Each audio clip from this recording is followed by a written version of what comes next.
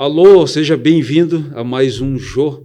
Agora nós vamos mudar, vai ser Jô Comunicador. Eu vou tirar o Jô Interview, falando para o Maicon ali. Eu até tenho que te enviar as artes novas ali. Vai ser Jô Comunicador Podcast. Muito obrigado pela sua audiência. Se você está chegando agora aqui, chegando a primeira vez no canal, te inscreve então, tem um botãozinho azul aqui embaixo. Ó. Antes da gente começar, hoje eu estou com um ilustre amigo aí, né? Opa! Antes da gente começar, eu tenho que dar os créditos aos nossos patrocinadores, né? Centro de Treinamento Funcional de Soster, outro amigão também de muitos anos, que fez podcast aqui, e foi muito bom o podcast com o Giovanni de Soster. Regis, da RS3 Garage, oficina mecânica premium em Gravataí. A dona Liege Organizer, que também tem um podcast aqui muito bom. Tu sabe aquela... para te deixar a tua casa assim como o teu guarda-roupa, como se fosse uma loja, tudo dobradinho, tudo. A dona Liege faz. Pensa num trabalho espetacular, Marcelo. Bruno, um abração para o Bruno, da BS_Sound 7, manutenção e instalação de acessórios para o seu veículo. Seu veículo 0 km ou até mesmo seu carro antigo. Tudo o Bruno faz lá. Carlos, da Lexpert.oficina, um abração também. Para o Gustavo, da @asantabodega. Inclusive, sábado passado tivemos lá num happy hour muito bom. Convido a todos vocês aí a seguir no Instagram, @asantabodega. Um abraço para o Felipe Uchoa, da Auxiliadora Predial aqui de Cachoeirinha. E quem mais? Depois, na sequência, eu vou lembrando aí. O Luciano Gomes, do Gomes Auto Center. E não podemos esquecer também da Sonido Product, Sonido Produtora, e da Sonido TV. Inclusive, agora em épocas de eleição, você que está concorrendo a algum cargo político, quer fazer uma entrevista aqui na Sonido Product? Entre em contato lá no Instagram, Sonido Product, fale com o Maicon. Feito? Tenho a honra e a alegria, a satisfação de estar hoje aqui na presença de Marcelo Moraes. Seja bem-vindo. Muito obrigado, Jorel. Eu que agradeço a honra de estar aqui participando do teu podcast. Nosso podcast. Nosso podcast, vamos dizer assim. Vamos dizer assim. Bacana demais. Queria primeiro de tudo te parabenizar pelo belo trabalho. Eu tenho acompanhado alguns trabalhos teus aí, nem sempre tem tempo, né? Ainda mais nos últimos tempos aí foi corrido para mim, mas na medida do possível eu assisti. A gente dá uma olhadinha. Eu dei uma olhadinha e achei muito bacana os moldes, todo o processo. Muito bom. Dona Liege eu assisti, de alguns outros também ali que tem trabalho bem bacana. Já é o 21º podcast esse. 21 uma coisa voa, né? Voa. Vou dar rápido. Eu fiquei só triste com uma coisa aí. Fiquei triste com a primeira notícia aí que deu aí, que tu vai trocar o nome. Né? Eu tava gostando tanto do interview. Até porque esse final de semana a gente viu o Inter. O interview.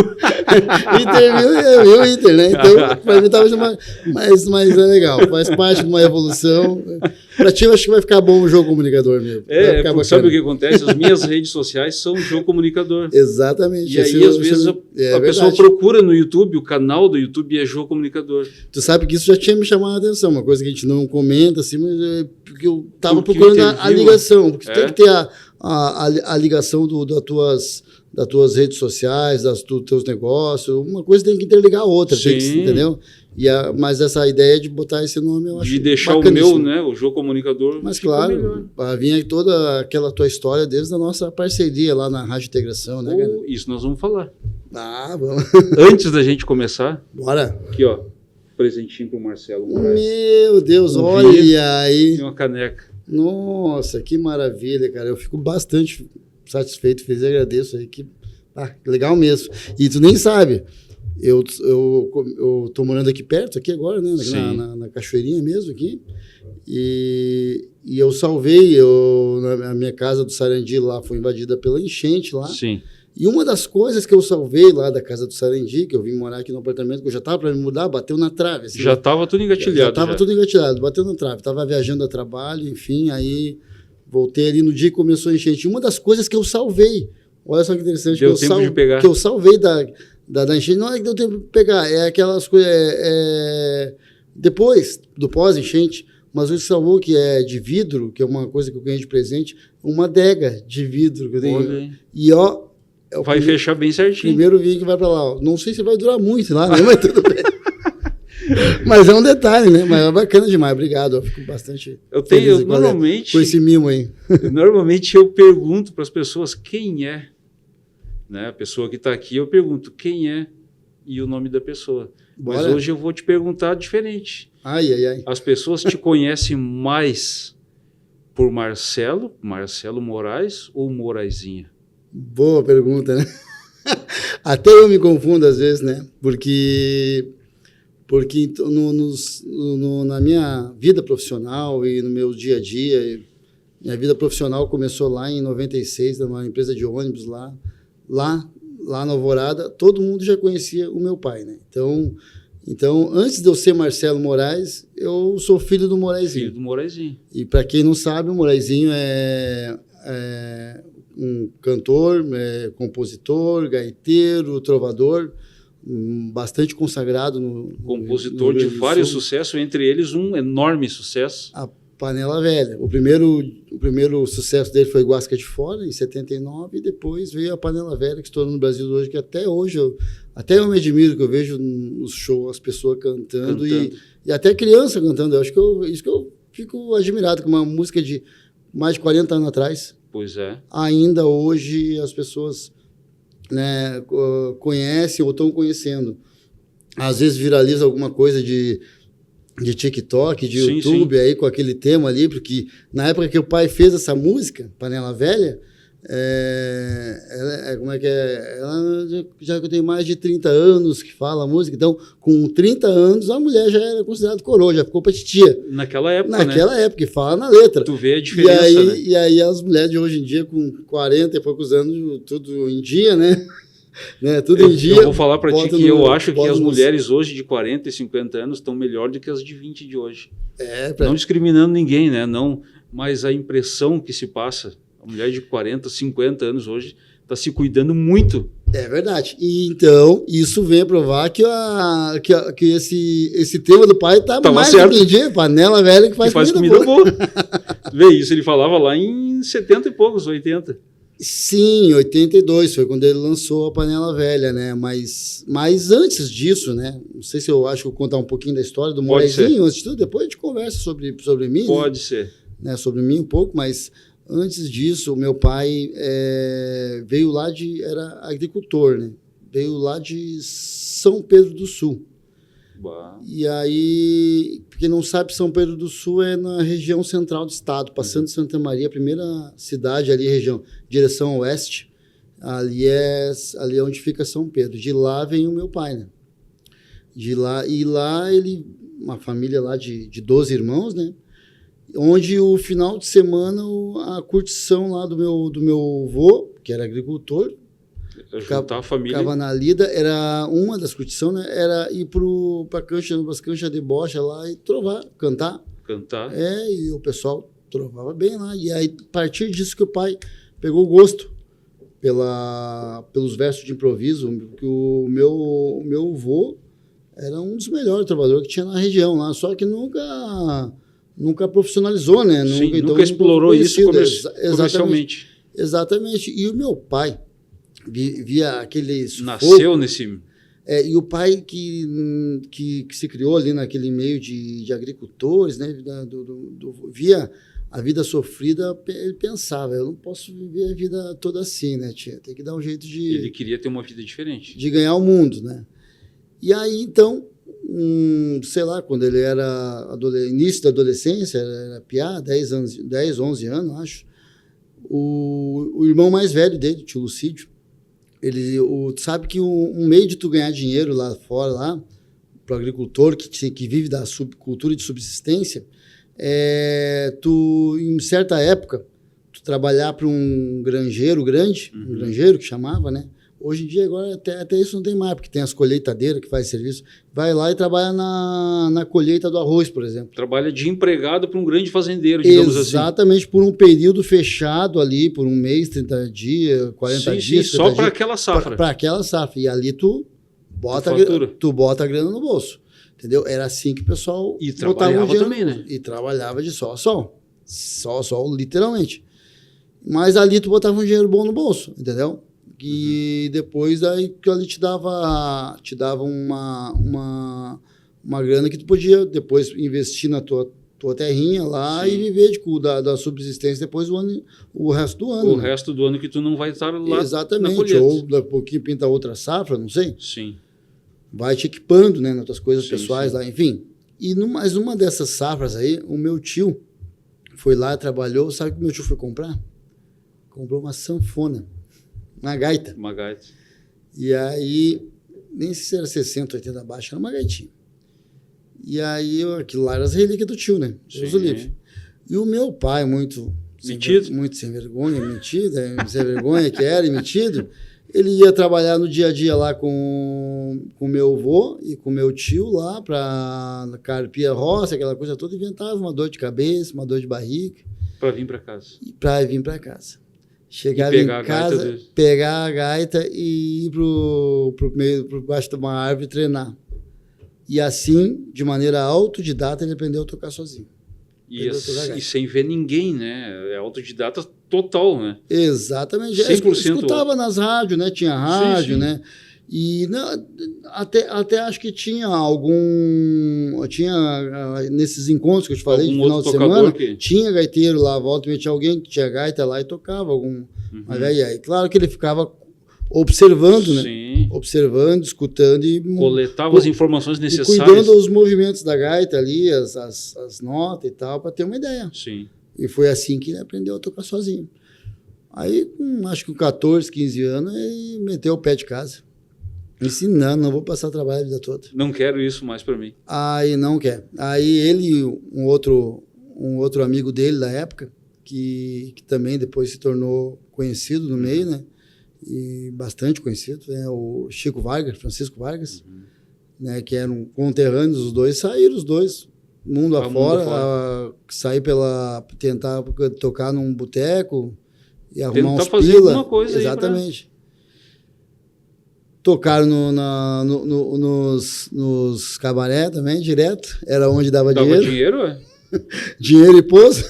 Dava dinheiro, tava pagando, tá bom. Aí nossa, pra ele era a melhor coisa que tinha na vida. Melhor do que ficar lá passando trabalho, lá de sol a sol na agricultura. E era dinheiro todo dia, né? Tocava, recebia. Exatamente. Mas com o tempo eles veio para Porto Alegre e tal, né? Depois foi lá buscar minha mãe, mas daí trabalhando de empleitada e sempre participando de rodeio, participando de concurso de trova. Assim ele ganhou 28 troféus. 28 concursos estadual de concurso de trova. O pai ganhou naquela época. E rodeios, enfim, tinha uma coleção. E aí tinha até na Rádio Farroupilha, na época, ele participava, tinha o Rodeio Coringa, veio tocar com o Gildo de Freitas, começou a tocar para o Gildo de Freitas, sim. A gaita. Depois tinha o Rodeio Coringa. O Rodeio Coringa era muito conhecido, muito famoso. Quando tinha o Rodeio Coringa, todo mundo parava para escutar o Rodeio Coringa, que era na Rádio Farroupilha, onde se reuniam os grandes trovadores da época, né? E para fazer disputas semanais. Aí tinha cada mês, tinha o ganhador do mês, e aí eu achei o ganhador do ano, assim. Era bem bacana, era uma cultura que se perdeu, né? Se perdeu, né? Se perdeu. Mas se tu for falar da música gaúcha em si própria, a gente já vê que não é todo mundo, né, que cultiva ainda, né? Sim, é questão de evolução, de pegar outros braços, né? Não adianta, né? Hoje é uma coisa natural que acontece, né? Mas ainda a gente tem nichos aí que ainda guarda essa... Que nem o rock, né? Se o cara é para falar assim, o rock também... verdade. O rock mesmo se perdeu, né? O rock da década de 80 e 90, que fez muito sucesso, que a gente era adolescente naquela época, tu já vê, já é um grupo pequeno de pessoas que que acompanha, né? Que acompanha. Ainda existe, mas Existe. ainda existe. Tu procura, tem. Tem. Mas tem. São nichos específicos, não é aquela grande público. Não pega mais o grande público, Não, né? Que se diz, não. né? Então tá nas mídias principais, essa Não, coisa não toda. tá né? mais. Enfim, aí depois o pai levou a mãe para lá, daí em 75 eu nasci, né? Depois em 78 veio o meu irmão, o Márcio, né?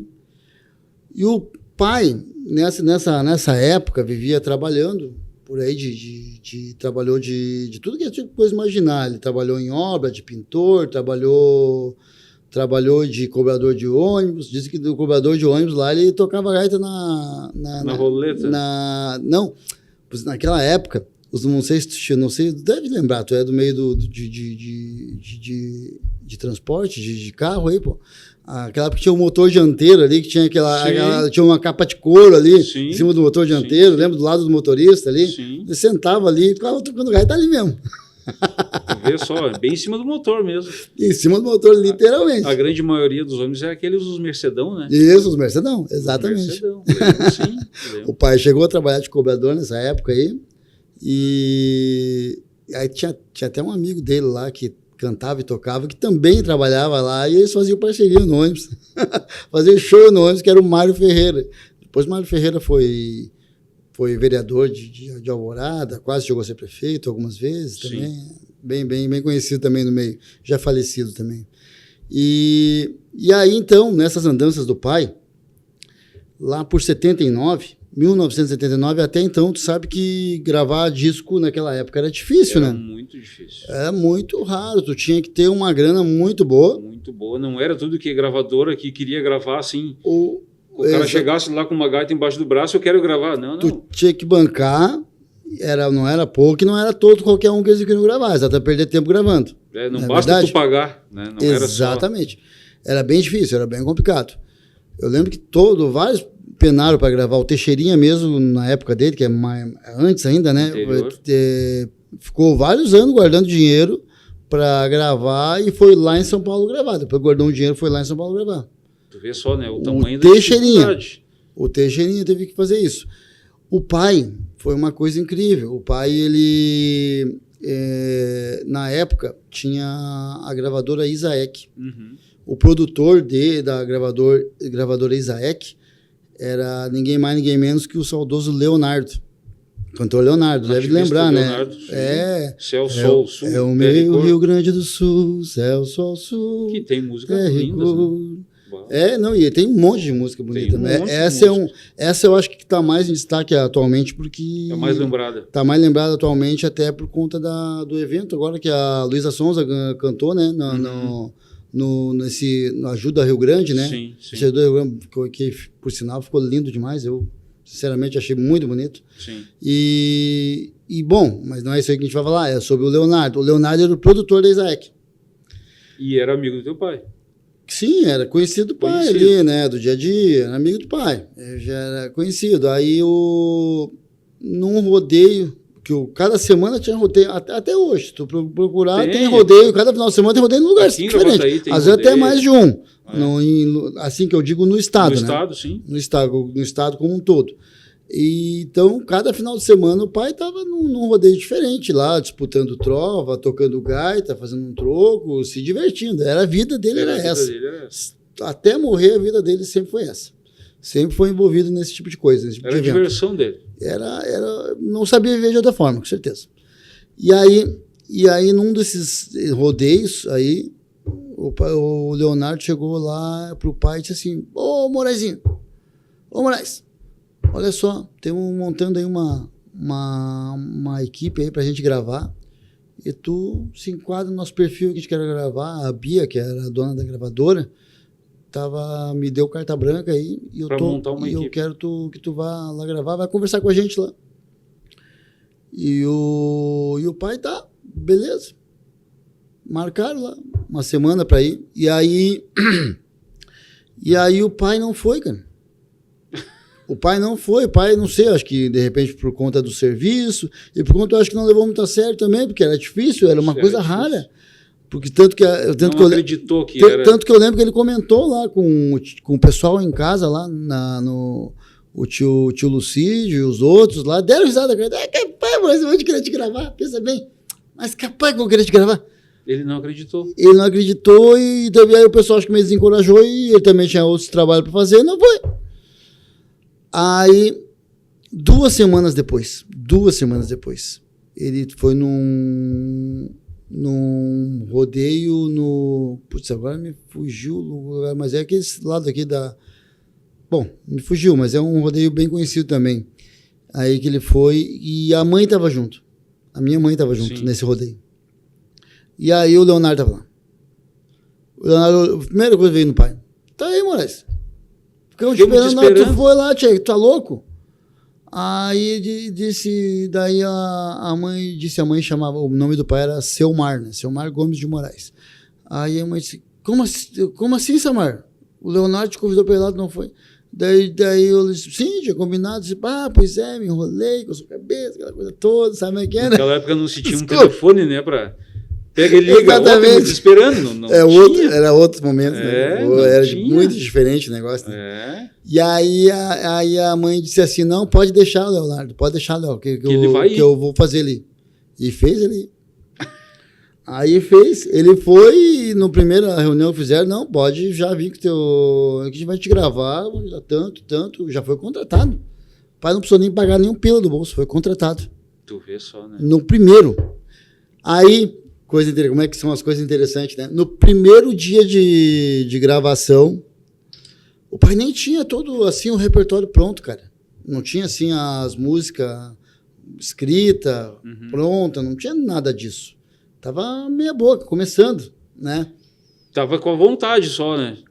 Exatamente. Tava com a vontade. Aí pegando letra de um, letra de outro. Aí, no primeiro dia de gravação, o pai e a mãe moravam naquela época ali na 45 da Alvorada, ali para Americana, ali, mais para Americana, ali. No primeiro dia da gravação, o tempo estava meio chuvoso, né? Meio escuro, assim. Mais ou menos que nem está claro, hoje, assim. Meio escuro, só que não estava chovendo, mas de vez em quando chovia. Mas parou, clareou. Disse, vou lá. Tá, depois vai me atrasar, vou perder o ônibus. Vou lá. E aí ele botou o pé na rua, descambou-lhe a água. E aí ele deu uma corrida para dentro de casa. Para fugir da chuva? Para fugir da chuva. Pegar um guarda-chuva, etc. Ou coisa parecida, ou uma capa, sei lá. E aí a mãe deu risada dele e disse assim, ó, brincou assim, ó. Disse, o Guasca saía para fora e voltava para dentro de novo. E aí o pai deu risada daquela situação e falou bem assim, ó. Disse, Rose. Isso dá uma música. Vou escrever. E o que acontece? O pai sempre estava, eu acho que, ou desde então, sempre fez isso, sempre quando eu conheci, ele sempre tinha com ele um caderno e caneta. Sempre. Aonde ele andava, sempre tinha. Porque tu nunca sabia o momento da inspiração. Então ele pegou o caderno e a caneta e foi no ônibus. No caminho do ônibus, até chegar no estúdio, ele escreveu a música. Que é a música O Guasca de Fora.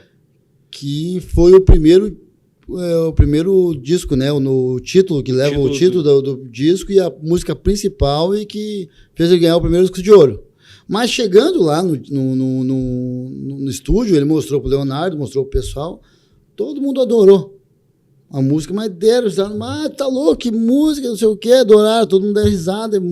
Da letra da música. Da letra e tal, e aí só disser assim, ó, só tem um problema essa letra aqui. Não tem como gravar essa letra aí. Sei por quê? Você não passa na censura nem a pau. Não passava mesmo. Né? Aí o pai disse assim, não, e se nós fizermos um verso explicativo? Explicando o que é. Será? Aí ele escreveu lá e falou, senhores, não levem a mal os versos que eu canto agora. Quem já conhece o ditado, eu sei que não ignora. E para aqueles que não conhecem, eu explico sem demora. É que um gaúcho piochado, o povo está acostumado a chamar de Guasca de Fora. Abre a gaita, gaiteiro. E aí começa a música. Aí começa a música. Sim, porque tu vai identificar, né? Aí explicou o que é o Guasca de Fora, né? Sim. Que realmente chamavam. E aí passou na censura, foi gravado e foi um estouro. A música foi um estouro, sucesso. Mas teve polêmica. No Deus que Jogo teve problema, não, nos CTGs não queria tocar. Mas a maioria dos CTGs, né? Não todos, né? A maioria dos CTGs não queria tocar na época, né? Mas se a gente vê, tu vê como é que é o mundo, né? É tudo épocas, né, Jorão? É tudo época e outra coisa. Hoje em dia, quem trabalha com a internet, eu converso com o Michael aqui direto, quem trabalha na internet, quem cria uma polêmica faz sucesso. Ah, tem tudo isso, né? Os assuntos mais polêmicos é o que mais atrai, né? É o que mais atrai. E tu vê isso. Normalmente. A música que teu pai fez por ser, né, digamos assim, polêmica lá no passado, de repente, se aí não todo mundo tivesse queria, sido assim, exatamente, todo mundo queria ouvir para ver, por que não quer tocar essa música? Entendeu? Então é... Claro que tem um conjunto de fatores que tem que envolver também, a música tem que ser boa, a letra tem que ser boa, claro, tudo, né? A sonorização tem que ser boa, exatamente. Né? Então... Tanto que no ano seguinte, daí foi tanto sucesso que no ano seguinte, eu acho que a Copacabana foi a Continental. Agora eu tenho que ver no release. Foi a Continental ou a Copacabana. Acho que foi a Continental, mas era tudo a mesma coisa também, né? Tudo uma pertencia a outra. Contratou o pai ganhou mais dinheiro e pediu para gravar o Oscar de Fora de novo. Gravou em 80 de novo no outro disco. Mas já para uma gravadora nacional daí. Sim. Com o negócio. É que estão vendo, né? Aquela coisa, estão vendo o que tu tá fazendo, e aí tá explodindo, aí todo mundo quer. Né? Enquanto não tem um número grande de visualizações, enquanto não tem um público falando, né, aquilo ali fica remando. Verdade. E é assim para tudo. Tem que ter algo que seja atrativo, né? Tem que ser algo que seja atrativo e que o pessoal compartilhe, né? Que nem temos hoje aí. Hoje em dia é fácil, hoje em dia tem a questão do compartilhamento. Né? Na época já não era tão fácil, tinha que vencer algumas barreiras. Tinha, no caso da música, tô falando, né? Tinha que tocar na rádio, tinha que ir no gosto público, aparecer nos programas. Tinha que ter pedidos, né, na rádio. Tinha que ter pedido. Tanto que é uma coisa que nem a gente... Isso aí é do cinema, né? Do filme, Os Filhos de Francisco, né? Tem aquela história das fichas do telefone lá, pai, né? Que então... Tu vê aí, hoje em dia é o compartilhamento, né? Tu compartilha as coisas, vai compartilhando, vai espalhando aquilo ali, e aí a pessoa, mas isso aqui deve ser bom. E começa a causar um interesse em diversas pessoas, né? Olha, o pessoal me chamando agora. Agora não dá, né? Isso aí faz parte. Pessoa normal, né? Solicitada aí. Muito solicitada. Mandar um abraço pro Augusto, que tá fazendo pedido aqui no WhatsApp. Ele vai ver depois lá. Tá certo. E a Panela Velha, como é que foi que... A Panela Velha veio 3 anos depois, né? 3 ou 4 anos depois. Assim. 3 ou 4 anos depois. Foi no... Meu pai já estava com a Copacabana, eu acho. Tem que olhar ali direito. Eu esqueço ele trabalhou num monte de gravadora. E a Panela Velha, cara, a Panela Velha é interessante, né? A Panela Velha, o meu pai não julgava tão forte. Fez e vamos ver o que vai dar. Antes da Panela Velha, eu acho que foi antes, foi em 83, 82, 83, teve o Canudinho. O Cara de Pau, que é o nome. E tu vê, o Canudinho, Cara de Pau, a música Cara de Pau, é interessante também falar na questão da censura. Porque o Canudinho, acho que não sei se a maioria alguém vai lembrar, que tirava o Canudinho do copinho dele, botava o Canudinho no copinho dela, né? Todos me chamavam de Cara de Pau. É o seguinte, essa música fala, a história, o Canudinho, botando no contexto, é o cara que vai na praia, né? Né? Que vai na praia, tá sem dinheiro, aí pegou um canudinho e começou a tomar a bebida dos outros. Sim. É assim, é bacana, a música é muito boa. E o Canudinho é uma música que teve que ir 5 vezes para passar na censura. Foi negado. E aí o pai teve um momento que ele não sabia mais o que fazer para passar na censura. Sabe o que ele fez? Só mudou o nome da música. Não sabia, botou a mesma letra, disse, vou mandar a mesma letra. Tirou Canudinho e botou Cara de Pau. Passou. Tu vê, né? Explica. Não tem sentido. Ele já tinha alterado a letra, só que daí ele não queria alterar mais, que ia começar a perder a identidade da música. Exatamente. Perder, então, não tem mais como mudar, vamos mudar só o nome, então. Botou Cara de Pau. Passou. No mínimo foi uma coisa assim, ó. A canudinha não passa, não adianta. Aí olharam, chegou lá, mas aqui, ó, chegou o cara de pau, tá, o cara de pau vai, passa. Eu acho que tipo isso, né? Sabe? Hoje encheu tanto saco, algo nesse sentido. Sabe? Ó, esse aqui tá tentando tanto. Não, ele veio com outra música agora, tá, essa passa. Essa música foi muito bem tocada também na época, foi regravada. Estava todo mundo na beira da praia, deitado na areia, de copo na mão. Levei a mão no bolso, estava sem dinheiro. Peguei o canudinho e banquei o ladrão. Quando eu encontrava um casal de copo cheio, botava o canudinho e dava um chupão. Na vazia do sarro eu fiquei naquela, de copo em copo eu molhava a goela, tirava o canudinho do copo. Sim. Aí vem o refrão. Tu vê, né? Bacana demais, tocou muito bem também. Que o pai tem umas músicas tradicionais, bem assim, mas ele gostava era do sarro. De tirar uma onda. De tirar uma onda, ele gostava disso. A Panela Velha, ele não julgava tão forte. Ele não julgava tão forte, tanto que a Panela Velha, eu não quero te mentir, tá? Mas ela deve ter ficado cerca de 7 anos na gaveta. Ela já existia antes do Gospel de Fora, pra gente ter uma ideia. Com certeza. Por quê? O nascimento da Panela Velha se deu naquele programa que eu te falei ali lá no início, programa da Rádio Farroupilha tradicional, que era o Rodeio Coringa. Numa dessas disputas semanais lá que estava acontecendo, o pai estava lá trovando com um trovador, um senhor da época, né? Já era de uma geração anterior ao pai, provavelmente. Já era de mais idade. Isso, chamava-se Auri Silvestre. E ele estava trovando com Auri Silvestre, o pai, na época, no programa Rodeio Coringa na Rádio Farroupilha. E aí, numa dessas respostas sabe que a trova é pua, né? A trova é um dando uma retada no outro. Numa dessas... não pode parar, não pode engasgar. Parar, Deus o livre. E aí, numa dessas puas que o pai deu ali, chamou o Auri de velho coroa. E o Auri encaixou aquilo ali, puxou aquilo ali para ele e disse, não quero saber se tu me chamou de coroa, porque quem faz panela velha é comida boa. Bem assim. E bem assim. E aí, daí o público todo bateu palma, aquela coisa, sim, né? Sim. Diz que lotava, né? O estúdio lá da Rádio Farroupilha, o espaço que era reservado para isso, lotava. Então tu via a plateia ali, tudo, sim, né? O barulho da plateia. Era bem movimentado. Era bacana demais, era um evento, né? Toda semana. E aí, no ônibus, retornando para casa... Teu pai ficou com aquilo na cabeça. Eles estavam conversando, eles eram o vizinho... moravam lá na Vila Santa Rosa. Uhum. Daí, nessa época já não estava mais na Alvorada, já estava na Vila Santa Rosa.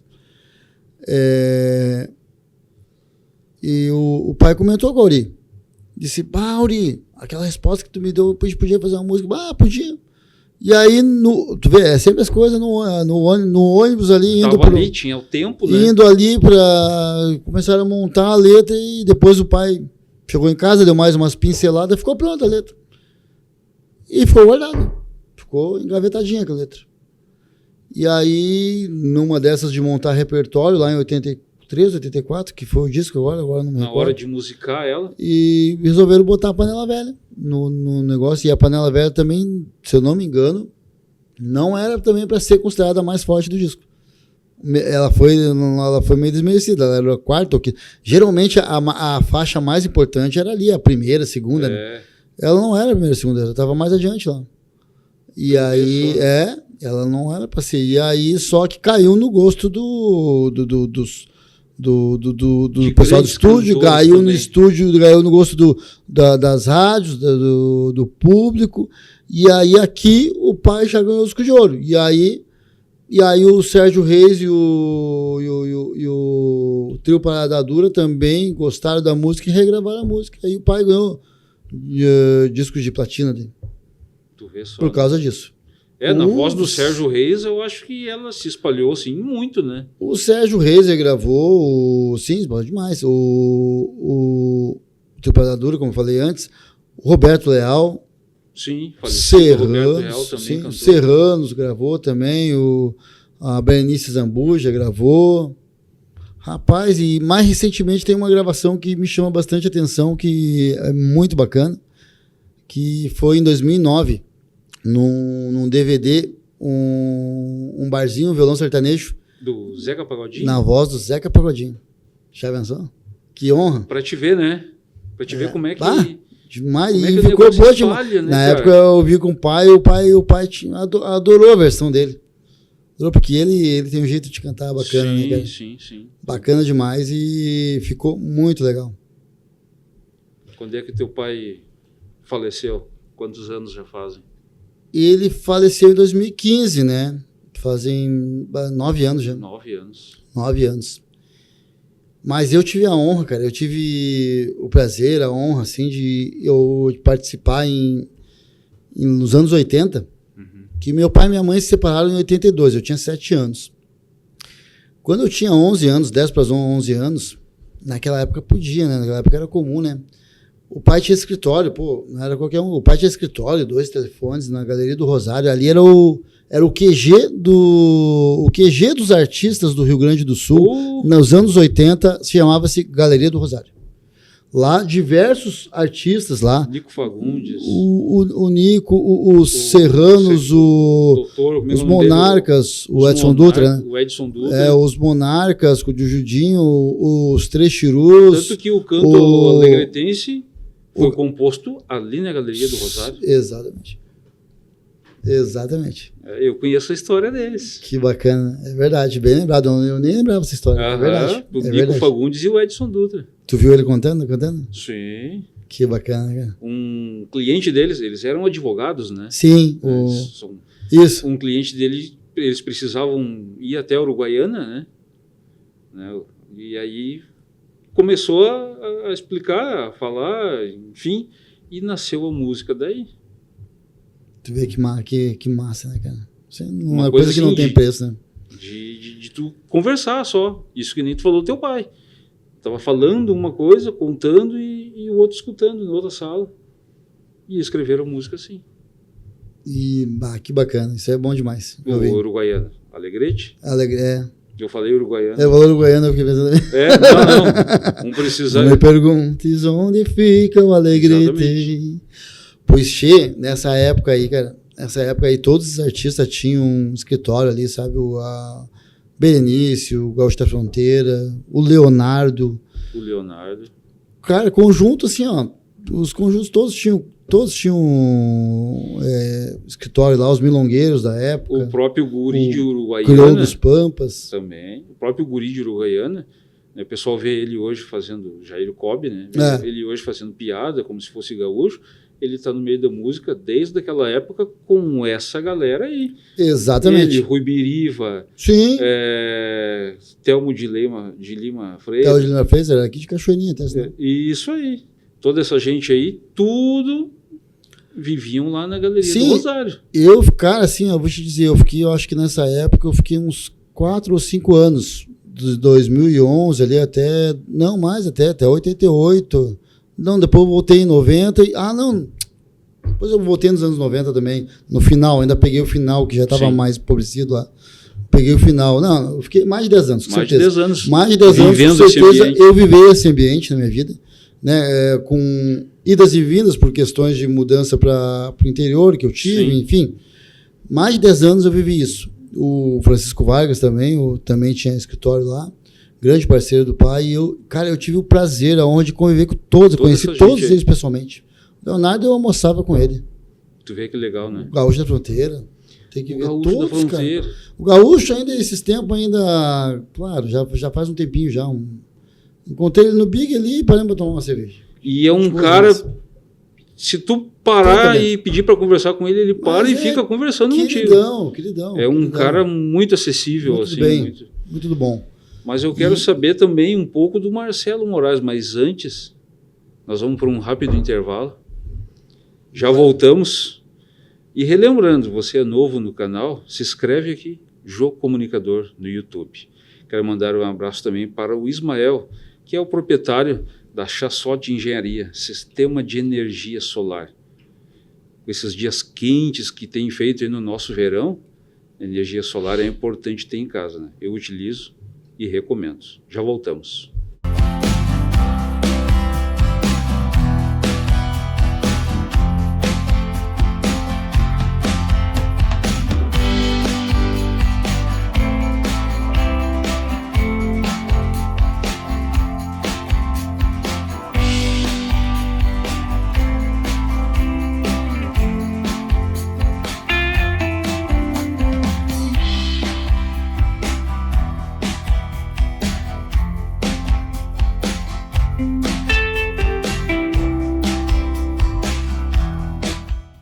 Voltamos, né, um tempinho para tomar um gole d'água, né, Marcelo?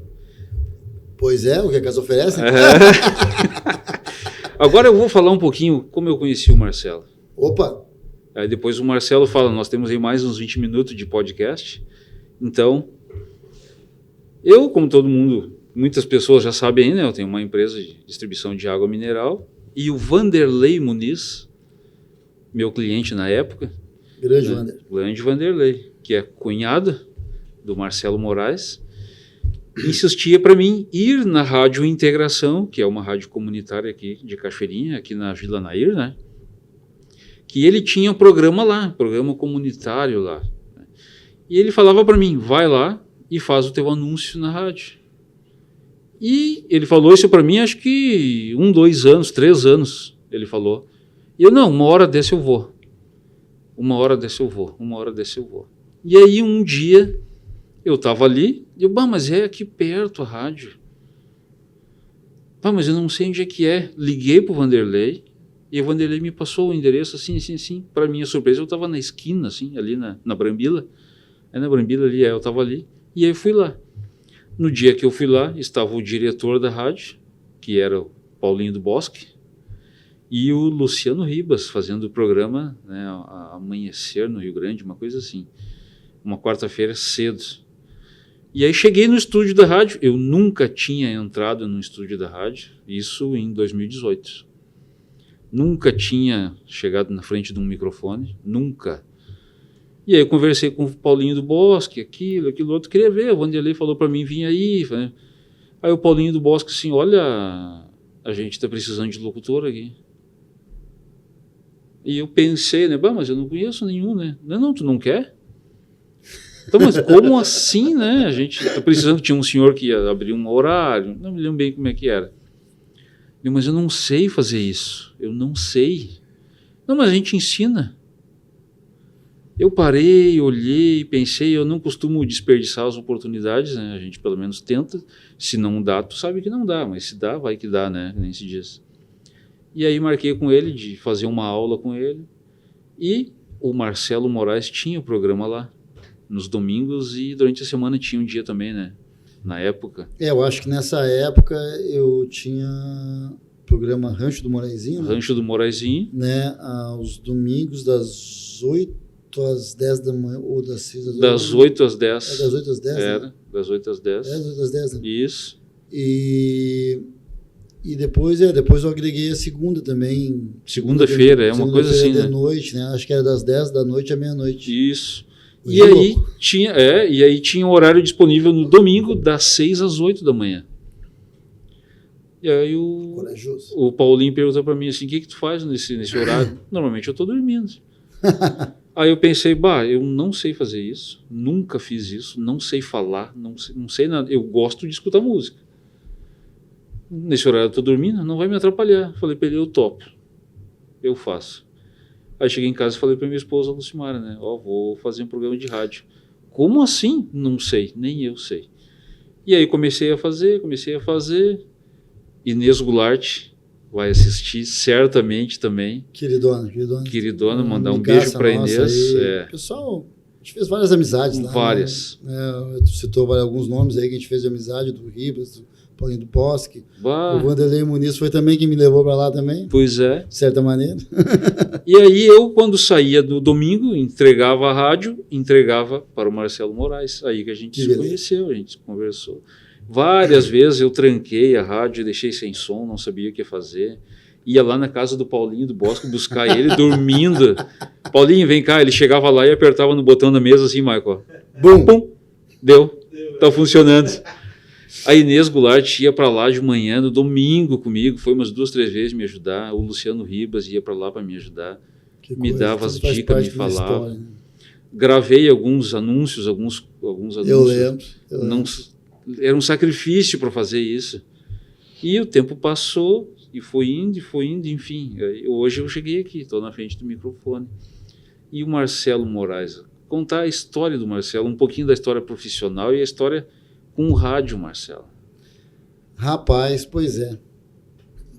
Essa história do rádio é mais legal, né, cara? Pode ser. A história do rádio é mais legal pra gente começar. Depois eu falo um pouco da minha vida profissional aí, se der tempo. Essa história do rádio é legal, porque o Vanderlei também ficou a mesma coisa que tu. Ficou me incomodando. Mas vai lá, vai um dia bater um papo. Os caras... Aí foi que eu fui num programa com ele lá, acompanhar ele. Sim. Eu acho que daí...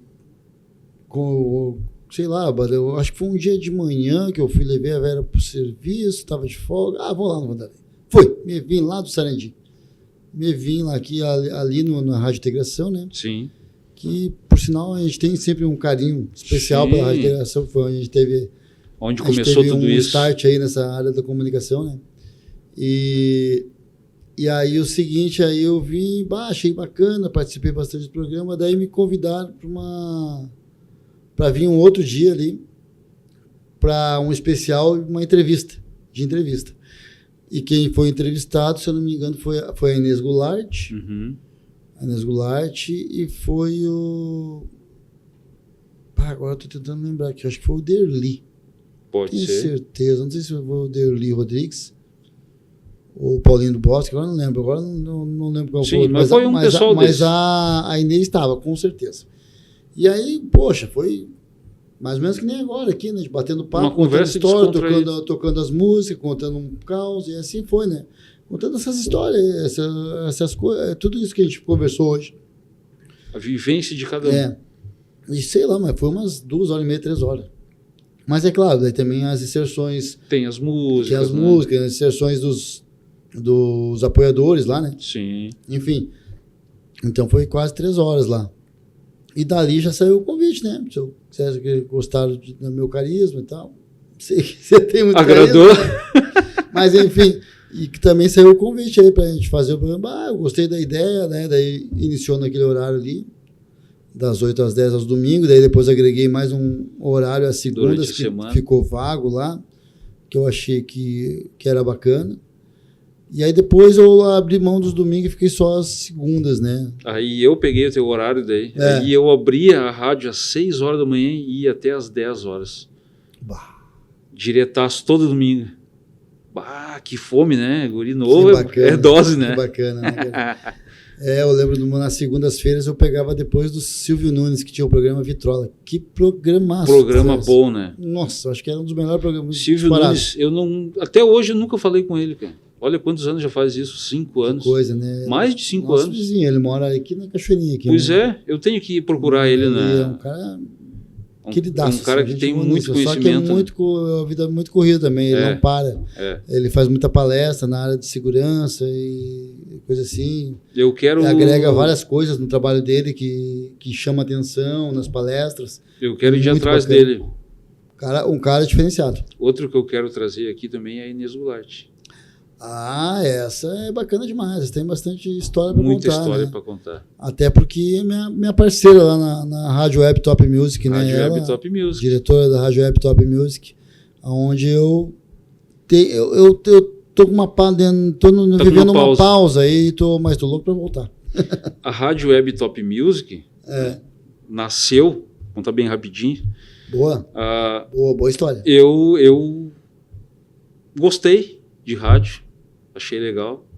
E o Tino, empreendedor, não sei a vontade de fazer. Mas eu poderia ter uma rádio. E aí eu fui de atrás. De informação, e buscar, e procurar, e fazer.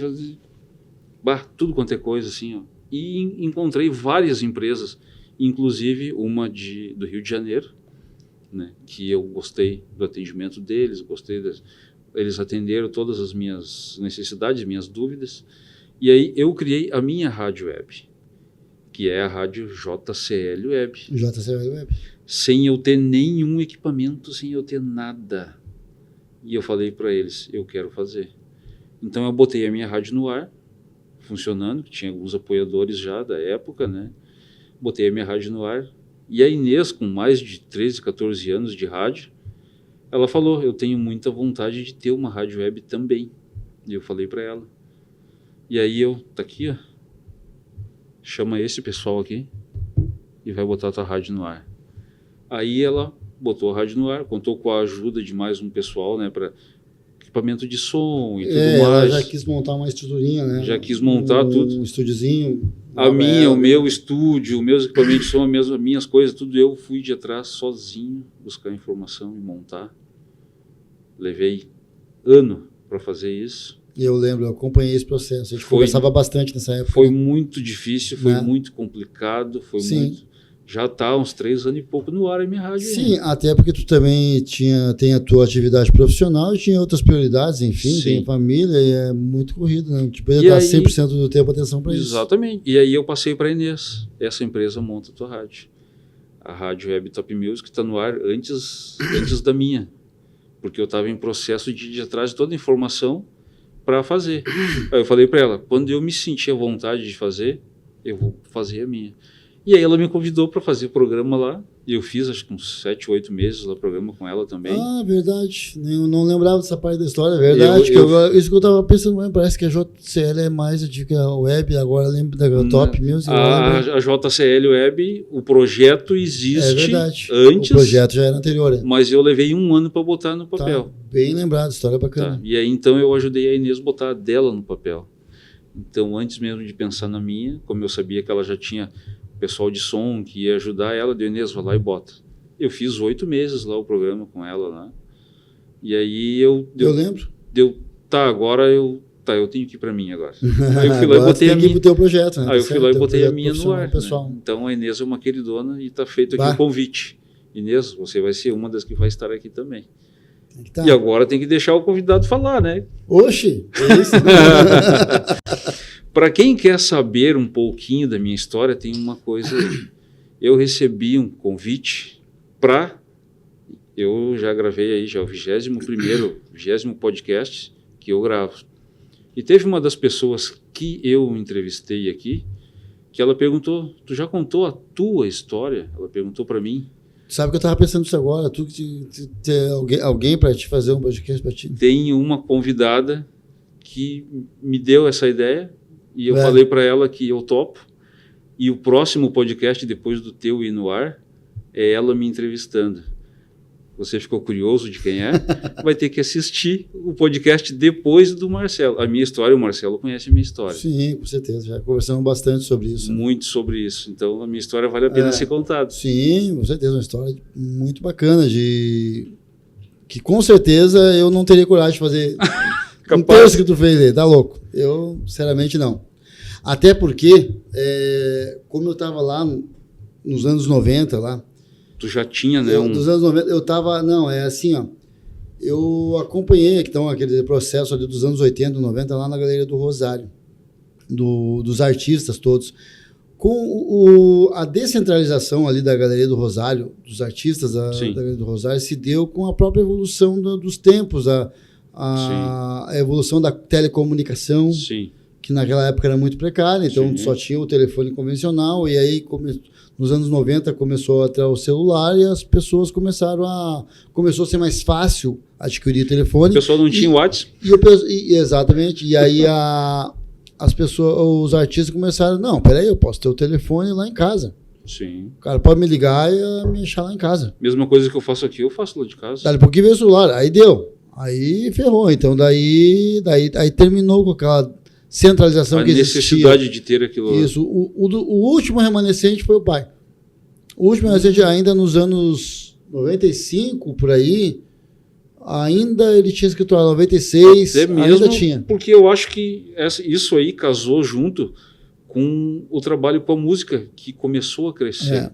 De cada um deles, cada um no seu tempo. O pai só manteve o escritório lá depois, eu lembro, agora acho que foi até um pouquinho mais além, foi no final dos anos 90 e início dos anos 2000.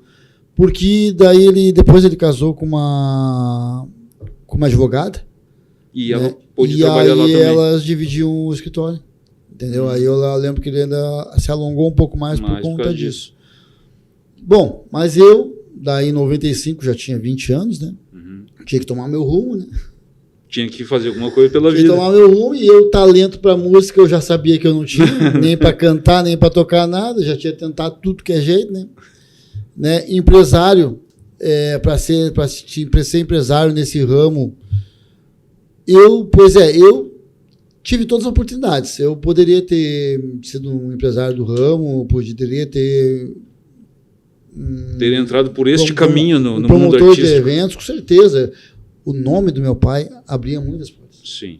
Como até hoje, é incrível, não posso reclamar assim, sabe? É incrível. Tanto que tu participa fantástico. de vários eventos hoje. Por conta disso, eu entrei na rádio por conta disso. Entendeu? E participo de alguns eventos, os caras me convidam para as coisas.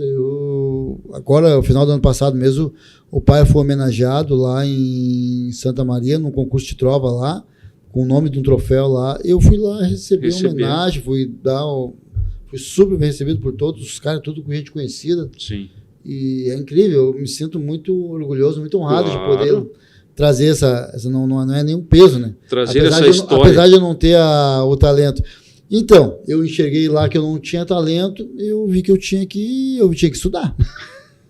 Eu tinha que trabalhar e estudar.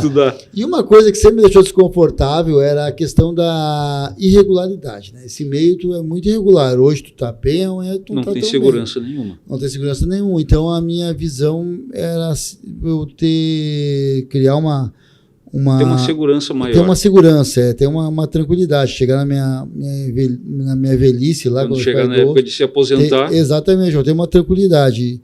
E eu vi que estudando e buscar... Galgando uma profissão e até um concurso público, coisa parecida, eu vi que esse era o caminho. Sim. Eu vi que esse seria o meu caminho, né? Em algum momento eu ia conseguir algo desse tipo. Mas aí meu primeiro trabalho de carteira assinada nos anos 90 lá, quem conseguiu, final dos anos 90, eu já tinha feito segundo grau, já tinha passado no vestibular para a faculdade lá, mas daí o pai não tinha dinheiro para pagar, daí eu não pude fazer faculdade. Acabou não fazendo. Na época eu não tinha acesso a todos o que eu acho fantástico.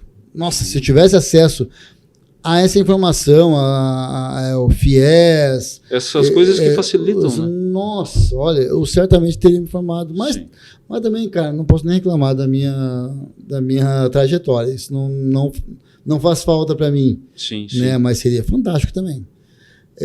Eu ter feito uma graduação, né? Ter algum outro nível. Primeiro meu trabalho foi cobrador de ônibus, lá na empresa que o pai trabalhou lá. Quem é que ligou lá para dizer, contrata esse guri aí, que esse guri é bom? Foi o parceiro de dupla do do pai. Só deu uma ligada e disse, não, então tá. Eu já tinha até passado nas provas lá, mas o cara ligou e me contratou. Porque tinha que ter uma carta fiança, tinha que ter um fiador na época. Tinha essas coisas, sabia? Tinha. Cobrador de ônibus, eu até fiquei admirado, nem sabia o que era isso. Fiador ou carta fiança para ser cobrador de ônibus. E é uma coisa que hoje em dia ninguém mais sabe o que é. Mas como é que eu vou conseguir? Daí, pai, precisa dizer, não, peraí que eu ligo pro Mário aqui. Mário resolvido. O Mário só ligou para lá e disse, deu, pode assinar pelo guri aí. Assinou, não precisou mais porcaria nenhuma. Eu trabalhei 3 anos e meio. Mas trabalhei 3 anos e meio lá, daí depois de 3 anos e meio eu estava insatisfeito, né? Porque eu queria algo mais, né? Sim, tu queria. Quanto tempo temos ainda aí? Estamos terminando o tempo já. Aí então que eu passa rápido, né? Eu te falei que passa rápido. Passa. Aí então eu comecei a procurar concursos. Nessa de procurar concurso para uma empresa para ter uma segurança a mais, eu acabei passando no concurso do Hospital Conceição, para uma função na área da nutrição, lá, da dispensa, de trabalhar de dispenseiro. E anos depois eu fiz um outro concurso, fiz um curso de operador de caldeira e fiz um outro concurso para a área mecânica lá, para a área hidráulica. Mas daí eu consegui... Saúde! Olha! Aí eu consegui que um engenheiro lá me encaixasse lá como operador de caldeira na área de mecânica. industrial do Hospital Conceição, e aí foi através de outro concurso, tive que fazer outro concurso para passar lá. Sim. E aí depois eu estava até bem ali em Conceição, estava até bem colocado ali, como costumava dizer meu pai, com um ordenado bom. Sim, ordenado, sim. Não sei se lembra. Ordenado, para quem não sabe, é o salário, né? Salário. Os proventos. Isso. Um ordenado já que não dava para reclamar e tal. O cara que fala ordenado tem mais de 70 já. Ai. É verdade. Sim, meu pai tinha, né? Se tivesse aí, tava quase 80. Eu só. Aí o seguinte, aí eu fiz daí comecei a trabalhar ali. Aí tava de boa, só que daí o cara não se contenta, né? O cara sempre quer mais, eu ainda não tava satisfeito. Porque uma coisa que eu vi que no Brasil é complicado tu ser aposentado e depender só do INSS. Muitos. É muito complicado. E cada vez fica pior. E isso que desde que eu era jovem que enxergava. Putz, eu não quero depender só do INSS. Eu tenho que ter uma outra... Eu quero estar bem lá na frente. Eu quero ter uma estrutura e ter uma outra renda de outra forma. Sim. Então, a visão que eu tinha era uma previdência privada, ou coisa parecida, né? Ou uma empresa que me oferecesse uma outra previdência que não fosse só o INSS. Aí, então, nessas aí eu comecei a buscar cursos para fazer e tal, e eu fiz um curso de... Primeiro eu tive um incentivo do meu coordenador lá, da mecânica, de hospital lá, de fazer o curso de técnico mecânica. E isso aí foi fundamental para mim.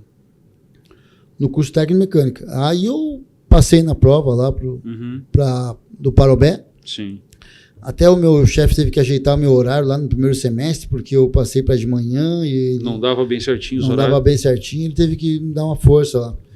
E aí depois de que passou esses 6 meses, eu consegui mudar o turno e ajeitar lá de acordo com a necessidade do trabalho.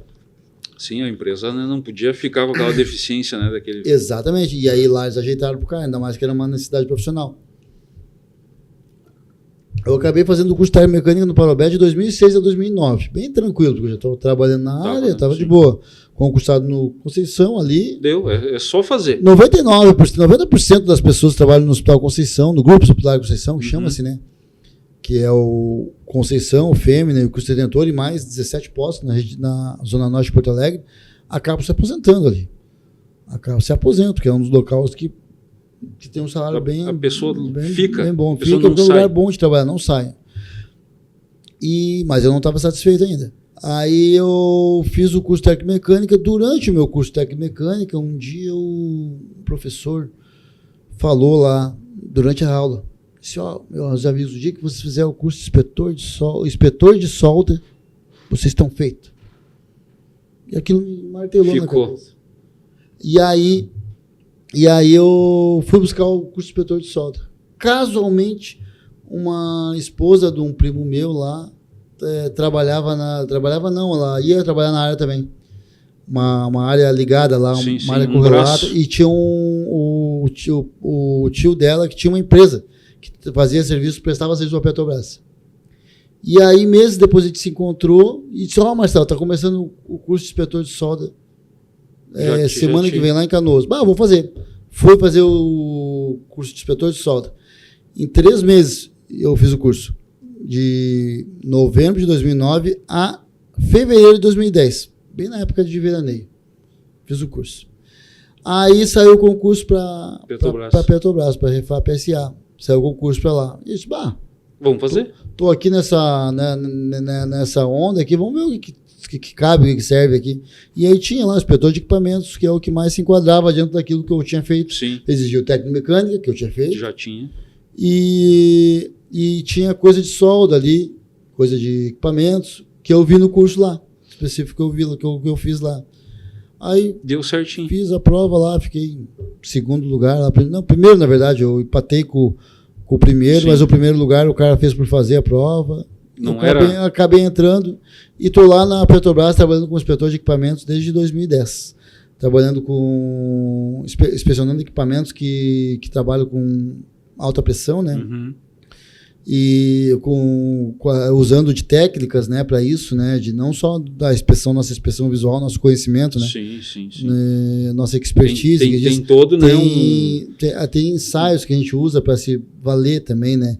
principalmente ensaio de radiografia industrial, ultrassom, né, outros ensaios também específicos, como líquido penetrante, partícula magnética. Para ver dentro da peça mesmo. Para ver dentro da espessura da chapa ali, se aquela chapa daquele equipamento pode operar mais 4, 5 ou 6 anos, que é a nossa campanha, né, de uma planta industrial, de uma fábrica de gasolina. Uma fábrica de gasolina.